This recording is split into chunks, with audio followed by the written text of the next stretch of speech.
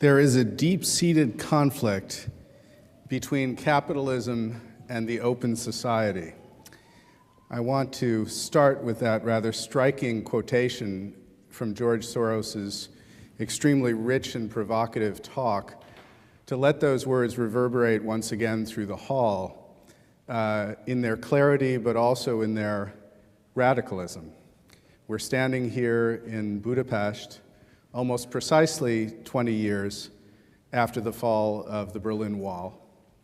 And I remember vividly that time 20 years ago when the talk in the United States was not only about the inevitability of capitalism and democracy, because those two go obviously hand in hand, but the assumption and the argument that the combination of those two systems, if you will, political and economic, constituted the end of history, to use the title of the famous essay by Francis Fukuyama. Fukuyama was arguing, borrowing ideas from Kojève and Hegel, that the fall of the wall beckoned a new age in which capitalism and democracy, working hand in hand, would essentially take over the world. Well, we know that history didn't end. We know about the Balkans, Rwanda, the Gulf War, the Iraq War. There's been a great deal of history since then, but it is striking to find in this place, expressed by a key figure in world capitalism and world finance, the notion that democracy and the open society are, as they exist today, incompatible. I want to seize on my rights as moderator and reconceive this question a little bit as a reporter as well in terms of power versus the open society. I was reminded, thinking as George spoke, of a time in 1987 when I was covering the Haitian election, which was supposed to bring the transition of democracy to Haiti after a long dictatorship, and turned out to be a bloody disaster in which the people with power confronted the challenge of all of these people standing there ready to vote by sending gunmen to murder them, murdering a couple of hundred of them, as it turned out. I remember thinking at the time that our vision of democracy is, at its heart, a kind of beautiful myth. It proposes that on one sacred day, everyone in the society, the powerless and the powerful, the poor and the wealthy, stand together with exactly the same amount of power. They have the power of one vote. But of course, that day does not change power relations within a society. In Haiti, the powerful pay gunmen wielding Uzis and machetes to go and kill voters. In the United States, the powerful pay lobbyists to lobby Congress, pay ad men to make advertisements, pay political candidates to run their campaigns. Trying to press down power in one place is like pressing down on water in a lake. It rises somewhere else. It seems to me then that the heart of this problem has to do with our conception of the open society, particularly as George has set it out to you today and in the previous lectures, and I want to press him a little bit on this issue. Because the open society we're talking about, which he said is supposed to or exists to promote the public good, in fact was not set up that way. The famous framers of the Constitution, put together a system whose major function was to divide government power, balance it, one part against the other, and to try to clear a private space in which government power could not dominate.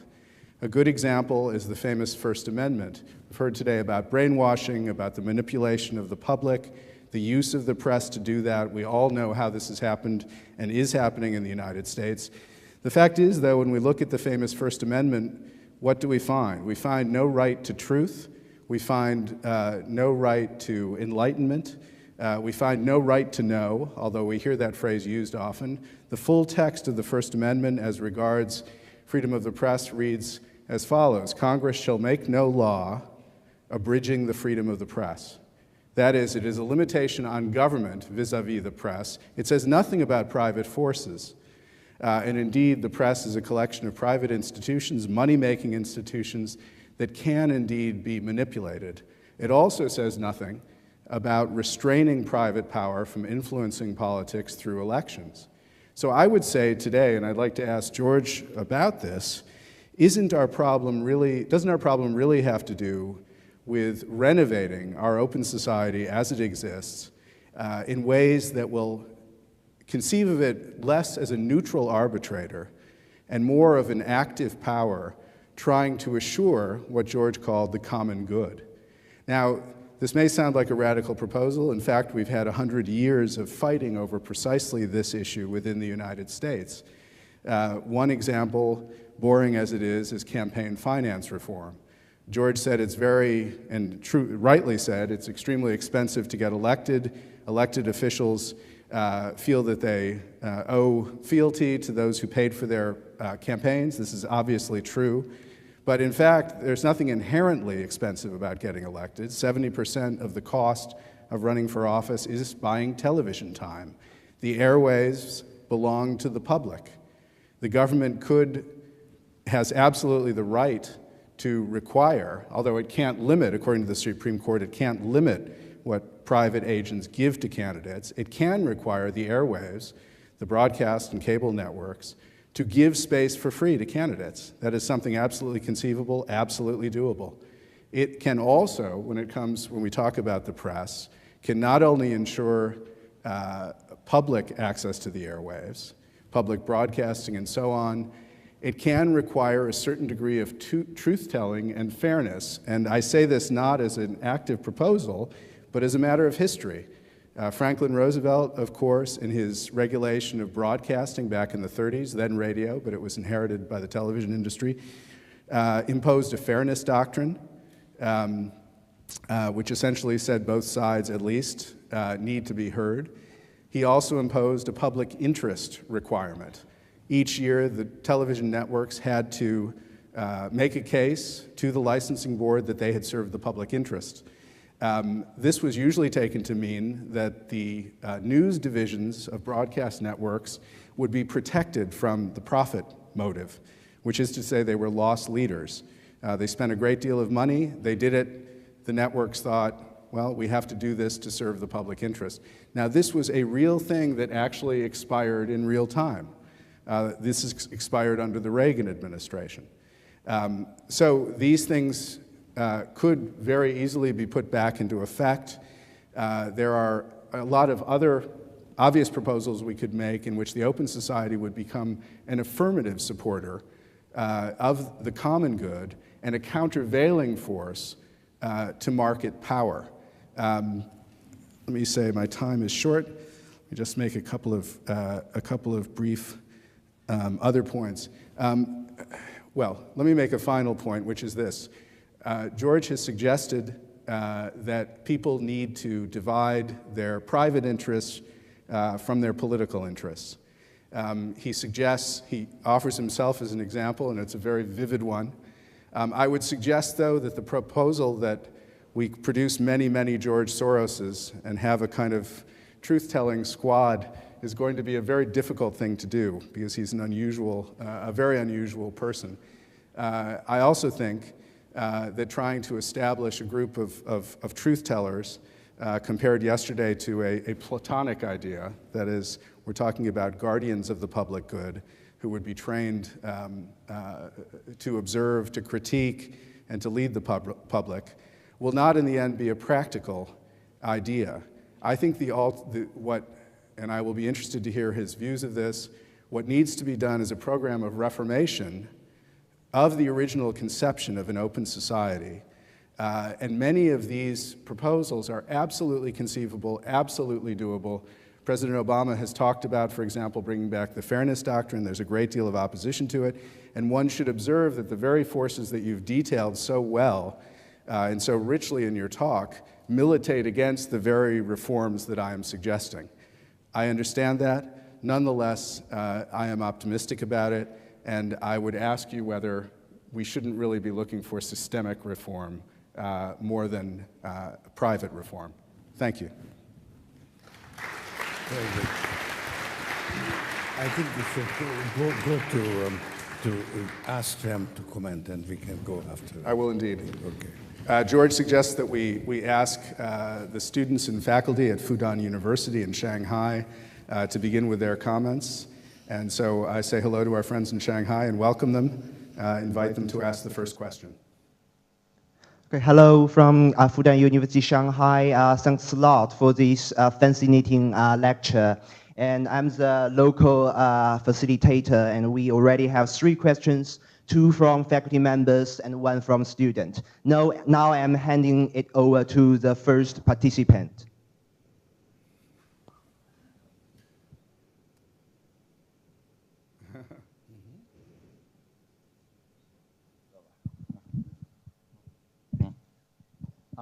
Okay. Yeah. Hello, George. I'm Wei-Shen Li from School of Economics. I'm here to use this. Okay. Just one question. One question. In the conclusion, you said, I believe that if more people separated their role as political participants from their role of market participants, the American democracy will function better. I agree with your standpoint.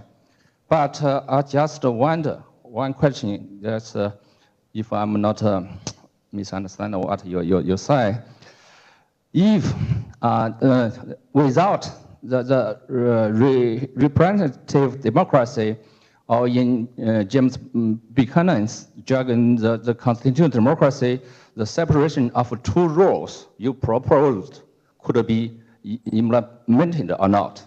That's, just like China, that 2 roles is closely linked together. That's all the questions of Chinese society face today. That's my question. Thank you. I believe he asked, you got the question about the separation of 2 worlds? Yes, it's a very interesting question. You might restate it for the audience. For once, I understood it very well. I suggest separating the 2 roles. How should that apply in China, where you don't have a representative democracy? And I think it's a very, very interesting question, and it's much more difficult, I think, to apply it in China, because China is a very efficient system of decision-making, but it is characterized by much greater political influence over economic decisions. Effectively, investment decisions are mainly guided by political considerations rather than by the profit motive. It is in many ways efficient, but the problem then of using personally or making decisions for personal interest rather than the public interest is very great, the temptation. And of course, corruption is the big factor in China that limits the success of the Chinese model.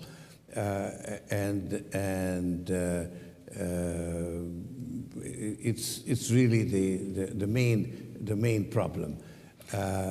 And I think that actually moving towards a more open society,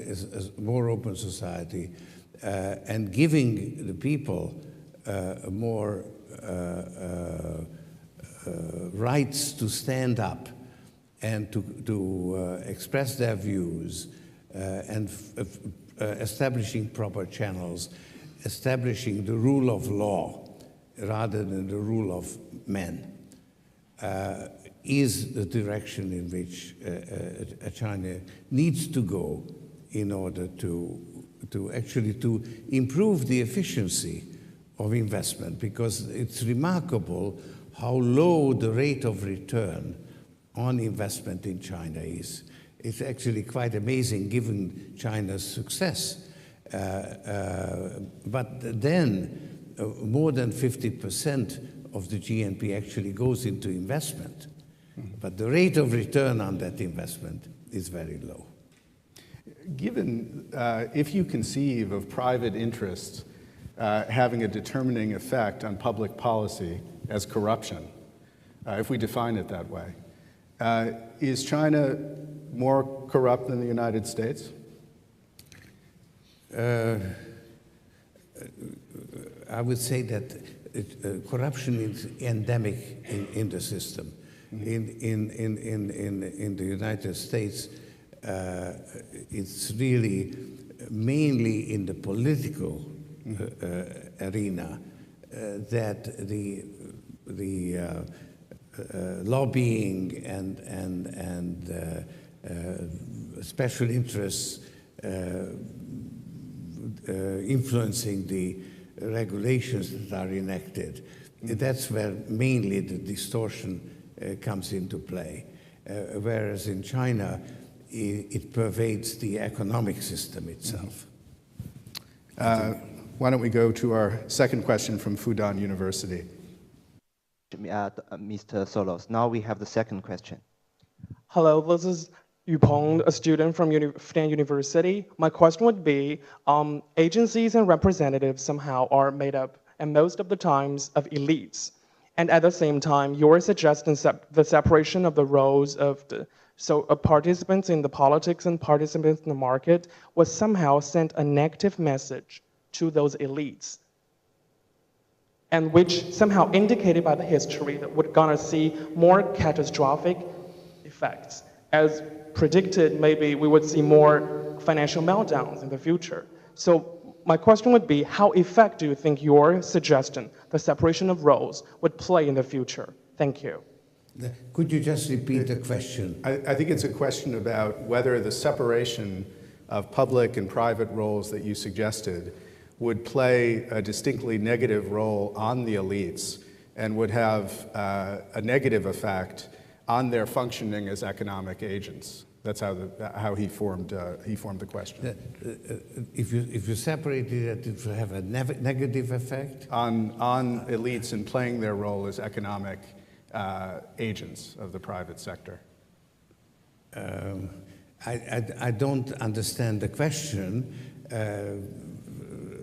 It doesn't make sense to me, frankly. It could be reconceived as, do the elites need market fundamentalism and their influence on the public sector to function profitably?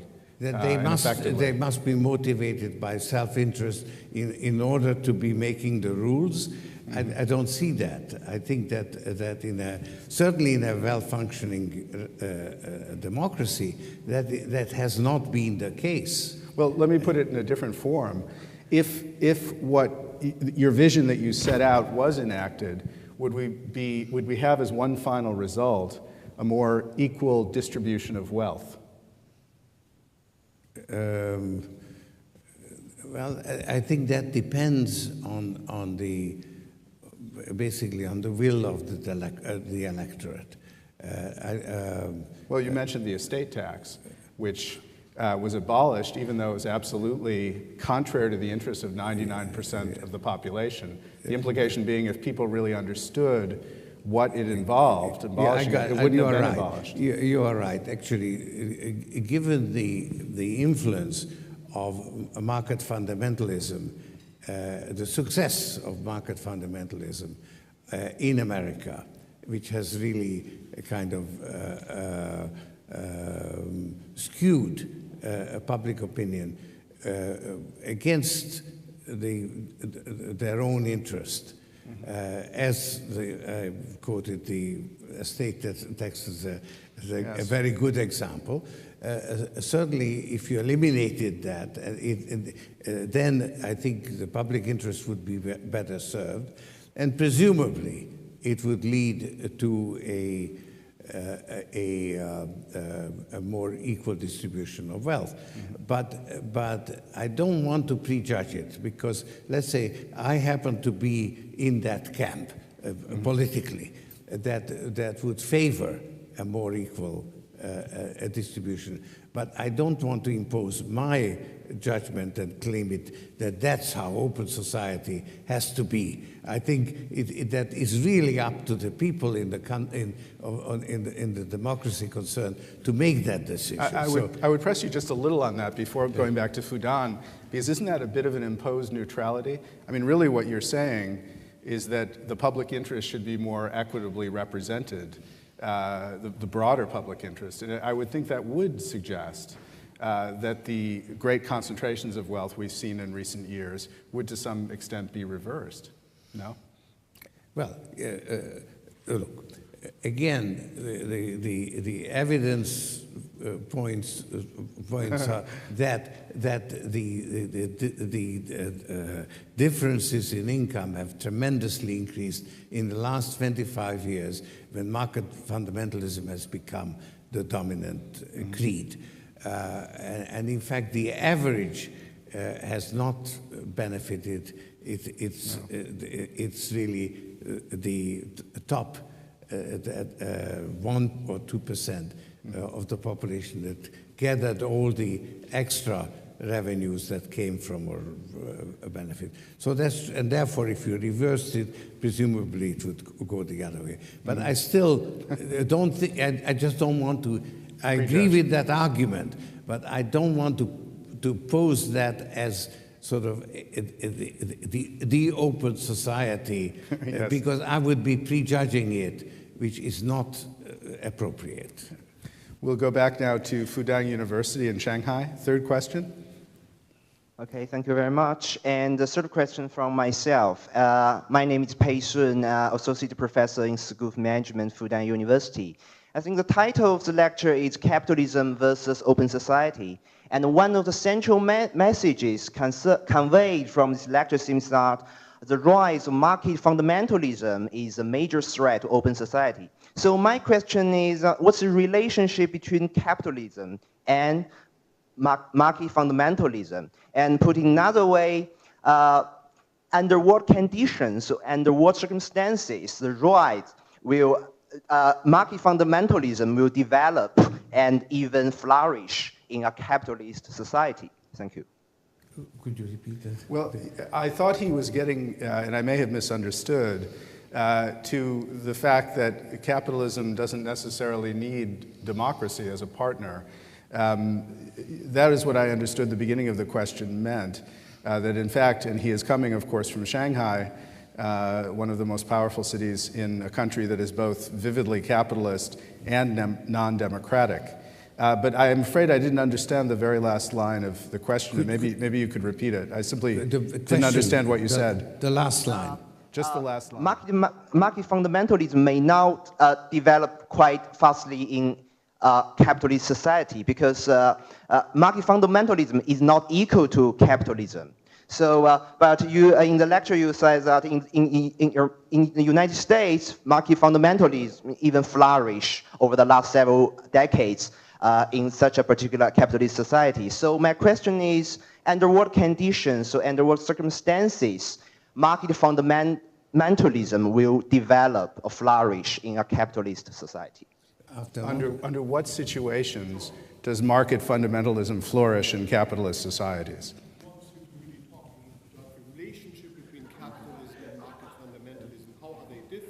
Yes.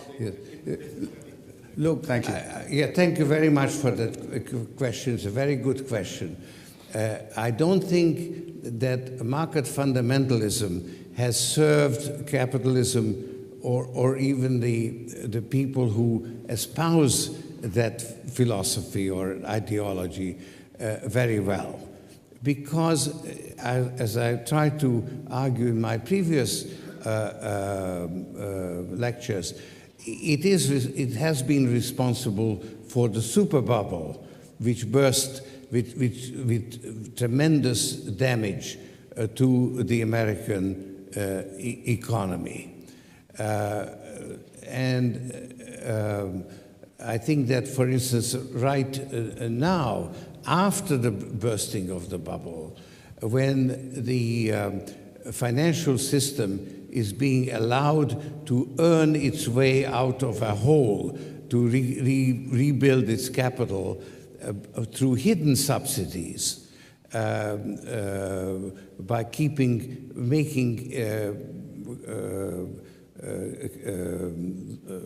capital available, financing available from the central bank at zero cost, when you can then invest, the banks can invest it with no risk whatsoever into government bonds, earning 3.5%, and not actually requiring any capital reserves to do that. So they are being effectively given over a hidden subsidy, and at the same time, the banks are now paying very large bonuses to their employees, who are supposed to be generating those earnings by taking risks successfully, in other words, making the right decisions. Here they are just benefiting from a hidden subsidy, and I think it's a big mistake for them actually to use that money in that way, because it generates public resentment. So I think it's a very short-sighted view on the part of the market fundamentalists to persist in putting their private interests ahead of the public interest. I'd like to thank our participants at Fudan University. Maybe we can come back later. Maybe we will come back at the end. We'll throw the questions now open to the floor. And as we reach one, I'm going to ask you one quick question to bridge this, which is the policy that you just identified that the Obama regime has, or the Obama administration, has pursued. Was it the result of too much private interest on public policy?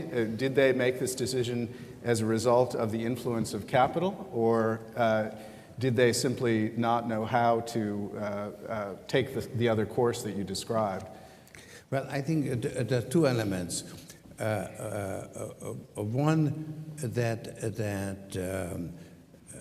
they basically judged it was a conscious political decision, because there was this alternative. For simplicity's sake, you may call it the Scandinavian solution and the Japanese solution, because the Scandinavians effectively nationalized their banks temporarily, and they got out of a crisis pretty fast, and of course denationalized the banks, whereas the Japanese supported their banking system through hidden subsidies. And basically the Obama administration decided to go the Japanese route, and that was partly, I think, a conscious decision that politically it would be unacceptable, that in fact this anti-government sentiment and tradition in America is too strong for them to go against it. And secondly, I think in a way there was a certain sequence. The crisis hit, the previous administration took this road of indirect subsidies, and they weren't prepared with the alternative. So continuity dragged them in. So partly it was deliberate, and partly it was just the shortness of time, or time pressure, that led to that. And partly out of not wanting to oppose the ideological beliefs of the American population. And of course, Obama wanted to be the great uniter and did not want to impose start off by being too critical of what went before. And I think that was a mistake, because you have had 25 years of accumulated excess that came home to roost. But by claiming to arrest the decline, he has actually now taken possession. And there is an argument for doing the heaviest lifting politically at the beginning, when you have the greatest political capital. Right. Questions? Sir, over there. Wait for the microphone, please, and tell us your name. My name is George Kopitz, and I'm a chairman of the Fiscal Council in the Republic of Hungary, and I am also a lecturer at your university, Central European University here in Budapest. First of all, I would like to start by thanking George Soros for an extremely stimulating and thought-provoking presentation. And then thereafter, I would like to just take a little bit of an issue with your observation of the US agency problem through the last 50 years or the last 100 years. There was an observer of the US Senate in the early, I don't remember who it was, Mencken or who it was, who observed that the price of a senator in the US was about $1,000. Of course, it was much more today's prices than what it is today, right? But anyway, there was certainly a lot of agency problem in the early part and in the course of the, I don't think that we are any less moral or less corrupt a society today as at the beginning of the century, but we could go on with that. In any case, you refer to the fact that you need checks and balances, in fact, a lot of institutional framework made up of a lot of watchdogs to watch over the honesty of government.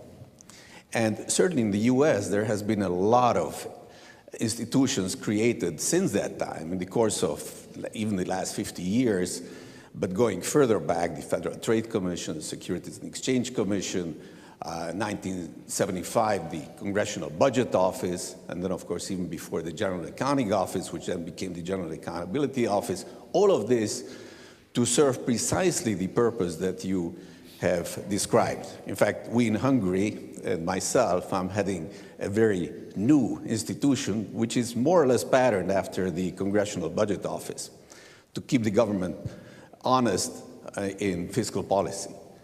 But my question really is looking forward a little bit and drawing from already some of your remarks today and elsewhere in the media. What sort of institutions do you think would really serve the US, and of course we could extend that onto Europe? What sort of institutions would really serve this extremely useful purpose of watching over the financial system? If you could, it's... What institutions? What sort of institutions would serve the purpose of watching over the financial institutions? Yeah. Look, I think that America actually has all the institutions that it needs. It really has a wonderful constitution that, in spite of a few maybe things where it's maybe out of date, like the First Amendment stands in the way of controlling spending on elections and things like that, which the founding fathers couldn't anticipate 200 years in advance. So there are a few things like that. But on the whole, the institutions are really there. It's really the values that I think have gotten skewed and distorted through the triumph of market fundamentalism. And I've pointed out the contradictions, the internal contradictions in those values. So I hold values responsible, not institutions. I think we've got the institutions. We did, in contrast, let's say, to countries in Eastern Europe, which are relatively young, and the institutions are not strong enough. Questions? Yes, sir? Ah, there's the microphone. Afterwards. I'm Fred Brantman. I'm a writer. I used to work with, excuse me, with folks like Larry Summers and Paul Krugman and so forth, and concluded then, and have seen nothing to change it since, that, and I'm curious what you think of this, that we've entered a phase of late capitalism, high debts, uncompetitive industry, major financial institutions which no longer serve the public interest, which make our previous economic theories that worked in the past irrelevant today, fundamentally, and that America cannot grow as it's grown in the past, and that therefore we really have no choice but to start thinking about accepting that fact, accepting that the real model for America of the future has to be a European-style welfare state if it can't grow as it has in the past, and if it's not going to fall apart into warring camps, that we need to start promoting values of at least voluntary simplicity, if not it's just accepting that we're all going to have to live more simply. We are going to have a major redistribution of wealth and fundamentally change the very image of where we're heading rather than, as I think we are now doing, hoping to recover the past. One last comment on that is I think when you really look at the level of debt that we've taken out and the fact that we simply can't repay it under any conceivable scenario for the next 10 or 20 years without a very robust set of industries that are bringing new wealth into America, which we can't see, and we think of what must be done to solve global warming and to deal with an aging baby boom generation that's going to eat up an increasing amount of, or need an increasing amount of entitlements. I'm wondering what you think of this notion that we really have to stop, close with the past, except we're in a late capitalist phase, and start thinking of totally new solutions to which the old solutions are relevant. I think we get the idea. Are we in a late capitalist phase that can only be confronted with a European welfare-style system and a major redistribution of wealth? Look, that's your view, but it's not necessarily the view in America. And to say that, I mean, you're right in the sense that the European welfare state has actually weathered this storm very well compared to the United States. And while people, particularly in America, used to be very critical of the welfare state and the relatively low rate of growth as measured in GNP, effectively there has been a payoff because the automatic stabilizers have actually really done their job. And hopefully this will influence American opinion looking forward. But as I say, I think you're sort of seeking to impose your views on America, and I don't think that's a practical proposition. Next question is in the second row here. Can you bring the microphone, please? And then back there. Thank you. Mr. Soros, in the framework of an open society, how do you analyze Mr. Obama's health program proposition? How would you analyze President Obama's health proposition, particularly with respect to the prosperity and the problems in the economy? Well, I've been quite distressed by the debate because unfortunately the health system proposed by Obama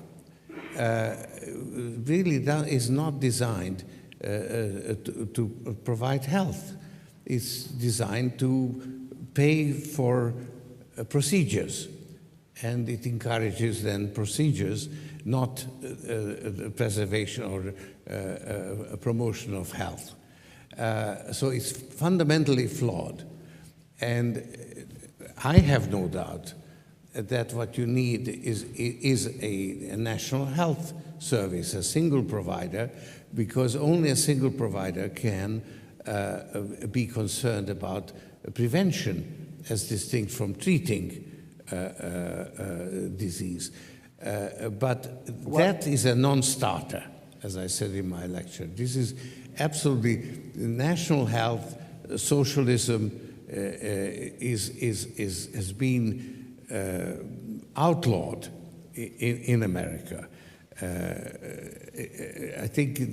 I find that rather distressing. May I ask a follow-up here? Why, if indeed everyone is insured, And if it's in the interest of health insurance companies, since they can't reject people when they're sick, to have them healthier because they will then spend less money curing them, why cannot the system Obama is now championing also value health? Because the people can move from one provider to another. So you don't have if you have one provider, then the provider is concerned about having fewer procedures. If you have many providers, you don't have the same situation. So I think, quite apart from the fact also that having the insurance companies compete with each other, the only way they can improve their profits is actually by denying benefits. Procedures. So you've got the wrong incentives built into the system. Okay. Back there. My name is Julia Varadi, and I'm a journalist, a Hungarian journalist, and if you don't mind, I stay a little bit in this country. Even if we have 20 years of so-called democracy and capitalism, we are beginners, and therefore my question might be naive. But do you think there is anybody, maybe you are the only one, I think, who could convince people who are playing a role in the market not to be influenced by politics, or people who are playing a role in politics not to try to influence the market? I agree with Mr. Danner that George Soros should be multiplied, but until he is not, I doubt that there are too many people who can be convinced about the so-called open society, this phenomenon we are waiting for so much. Thank you. How do you convince people, given that you can't multiply George Soros, how do you convince people to separate their private interests and their public interests? Well, by giving a lecture like this. Is everybody in the room convinced? Is that the answer? Moral suasion? That is. What else? I mean, hopefully arguments can still convince people. We hope that is the case. Let's see, gentleman in the front here. There was people there. Yes, and we'll go over to this side next. Howard Robinson, Central European University, and it's really a follow-up on the last question. You emphasized, as it were, the division within individuals, but a certain kind of Platonism and old-fashioned Toryism also had that a division between certain classes of person. So in Disraeli's Sibyl, for example, you have a civilized commercial society because the aristocracy, the church, and the monarchy don't have direct commercial values. In England, this was passed on through the public schools to the middle class and the professions, and with Keynesianism to the state sector. Is there any way of restoring, not merely hoping people will be schizophrenically honest, but having whole sectors of society who don't from moment to moment make all their decisions on commercial basis? Mrs. Thatcher destroyed that in Britain. How can we restore that?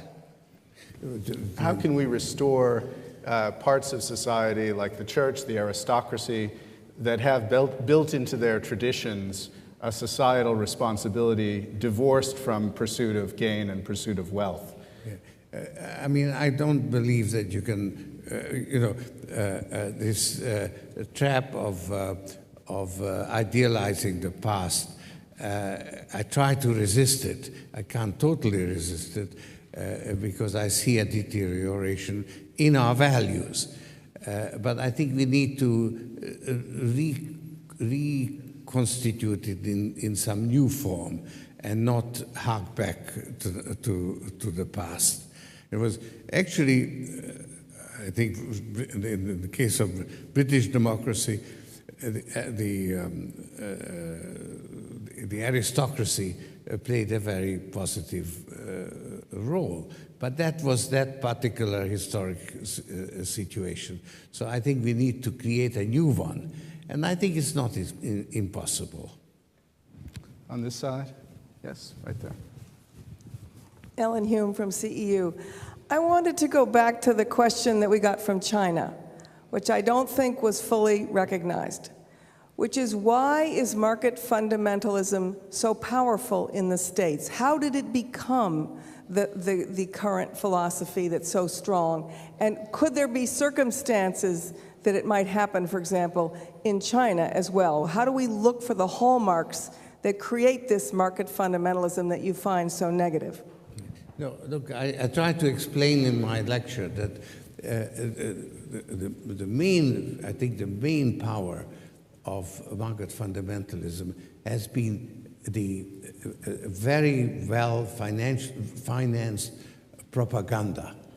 And in fact, there's been some studies that showed how 7 foundations played a very big role in spreading the market values to areas where they don't belong, as for instance, law and economics. And there's a typical example that was basically introduced by financial support for that approach. So I think that is, in my opinion, why it has been so successful. And I think that this moment, when it has so conspicuously done so much damage because of its instability, is the moment to bring home that it has in fact failed and we have to abandon it. I think it is worth pointing out that this was, in a sense, a premeditated decision brought about by the Powell memo and certain other things by think tanks to spread this. One should also mention, I think, the high inflation and terrible economic situation at the end of the Carter administration, which led the ground for the acceptance of this sort of radical view of capitalism. Yeah, well, the inflation of the 70s has had the effect of discrediting Keynesian economics and allowing the monetarist and efficient market hypothesis, etc., to come to the fore. Yes. Yes, sir. And then we'll go to the back. I'm Gerd Kasper, a trustee. George, I would like to comment on your last point and really disagree with you to a very large extent. Yes, there were those foundations, Olin and so on, that gave money to universities. But I think that is actually a very misleading understanding of what really happened. And Robert Skidelsky, in a new book that he just published weeks ago, is taking a different take. He is saying it's really the power of ideas. And lots of the ideas we now associate with the Chicago School were very powerful. Many of the participants remained ordinary, relatively poor in genteel poverty, to be sure, but relatively poor academics. That was never the issue. But these ideas seem to have a tremendous attraction because they seem to work for a whole variety of problems, including the assumption of the rational consumer and so on. Now, I happen to agree with most of your criticisms, but I think the notion that it was a kind of conspiracy on the part of wealthy foundations misleads us completely. Yesterday there was reference to the Platonic elites, and were you not going back to it? Well, the dismal news is there are elites, there are Platonic elites, and it could be the Chicago School of Economics. And so we could indeed go in totally undesirable directions. And we should forestall that. And since I do have, if not the podium, the microphone, I would like to go back to the earlier question about institutions. I do believe what you are doing this lecture, preaching, as it were, is very important and needs to be done. But in the end, it is only the quality of our institutions and the engagement in these institutions, the journalists who are permanently drumming and saying, hey, you're not doing it right, you are keeping information from us. and so on and so on. That will get us improvements. I think hoping for the day when the ordinary citizen will overcome self-interest and will act only in the public interest, assuming we can define it, the public interest. You are yourself are very reluctant, actually, in many areas to define what the public interest is.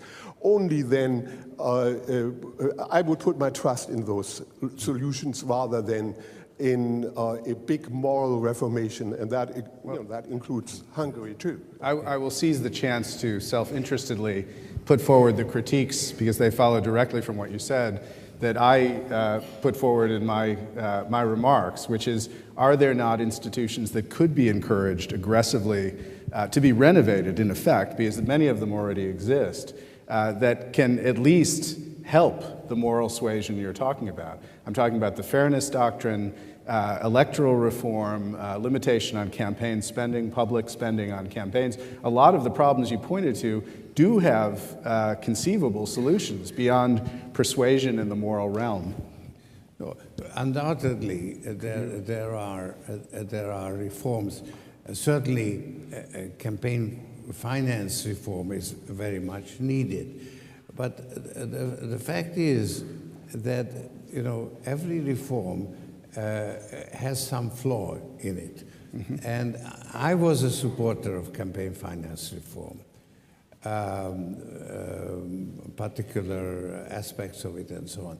But I also gave a grant to the New York University Brennan Center, and I said I would want you to study the flaws, the potential flaws in the reform proposals.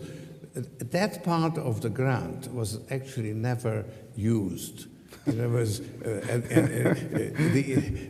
didn't actually do a very good job. I mean, we have to recognize that all our arrangements are flawed. This is the human condition.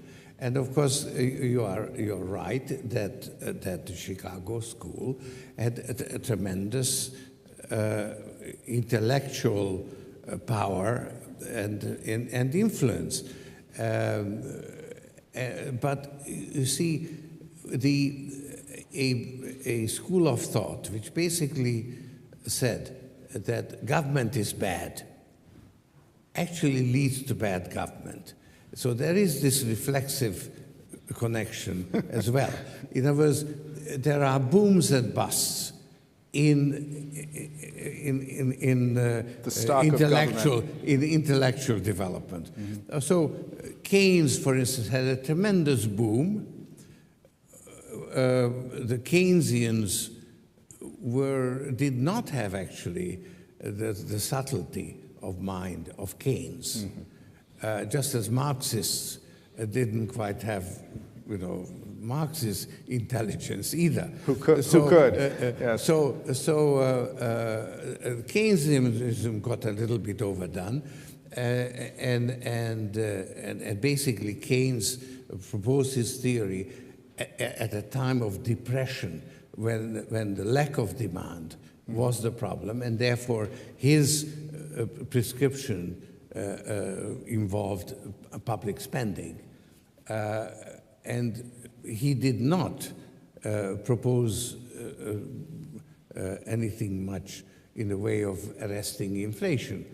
Had he lived in the 70s, I'm confident he would have recognized the problem of inflation.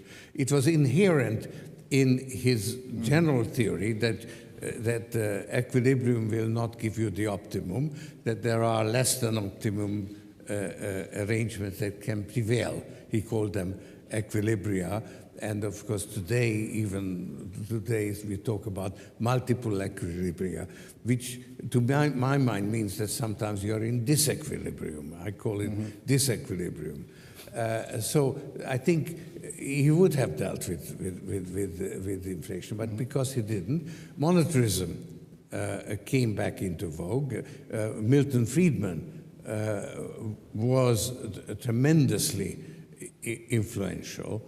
And actually that was a revival of the monetarist theory that prevailed in the 1920s, which then led to the Great Crash. Was discredited by it. So there has been a little bit of a repetition in history. Well, in just the way the late 70s discredited, to some extent, Keynes. Right, right. Thank you very much. My name is Cecilia Björner, and I'm the Swedish ambassador here in Hungary. I think that my country is possibly a good example of where you have partied the market sphere and the political sphere, as you call it. And I would personally argue that that's one of the reasons why we have been relatively prosperous over a long period of time. However, we see almost the opposite trend in Sweden from your suggestion, and that is that we are having more market influence in the political sphere, and in some parts more political influence in the market sphere. So my question to you would be, how do you ensure an efficient use of resources in the political sphere if you don't have market principles or market ideas guiding the use of public funds? And the other side is, how do you make sure that the market side or the capitalistic side is taking responsibility for public common interests and goods if you do not have political influence in the sphere? And I'm thinking about the environment and the climate, of course. A very big question. Thank you. Thank you, Ambassador. I'm reminded we have 4 minutes left, so if you can begin to answer that in 4. Please don't misunderstand me in being in any way opposed to markets. I think markets are really a wonderful instrument for allowing adjustments, allowing feedback in particular. Very important, that is neglected. Actually, I argued in my lecture for the minimum intervention from government in the form of regulation and intervention in the economy. One should give whatever the markets can do, should be allowed to do it because they do it much, much better than governments can. Then you would do less than the Swedes do, presumably. Well, I don't want to go into the Swedish situation because I don't know it well enough. But it's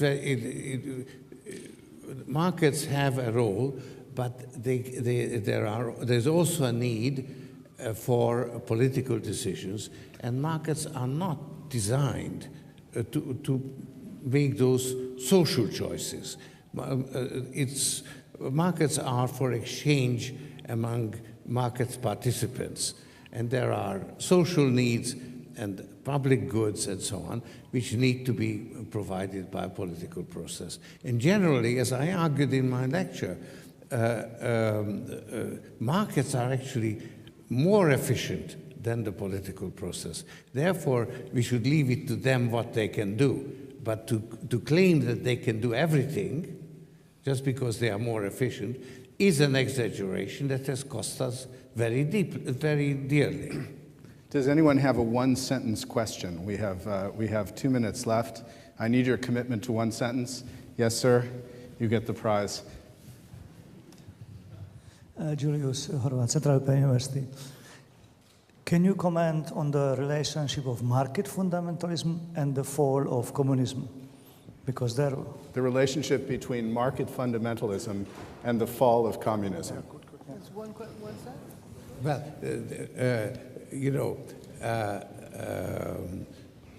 the fall of the disintegration of the Soviet Empire could be interpreted either as the triumph of capitalism or the triumph of open society.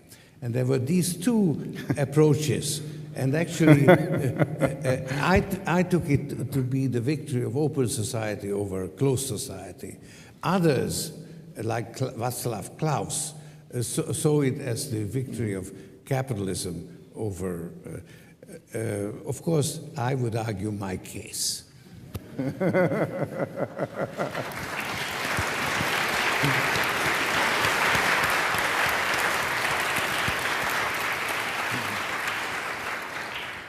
This is certainly the most global audience that we have had in the 4 lectures to date, and I want to particularly thank our participants from Fudan University. It's also been, I think, in many ways, our most thought-provoking and debate-provoking lecture by our distinguished lecturer, and we are extremely grateful for that. Tomorrow, in his final lecture, Mr. Soros will bring together all the themes that he has been exploring with us this week, and he will show the way forward from our current enormous set of dilemmas, crises, and problems in many dimensions. So this will be an extraordinary moment for us when we return to this hall tomorrow. I'm very grateful to our moderator, Mark Danner, and once again, I invite you to join me in thanking George Soros for inspiring and provoking us with his thought and his thoughtfulness. Thank you.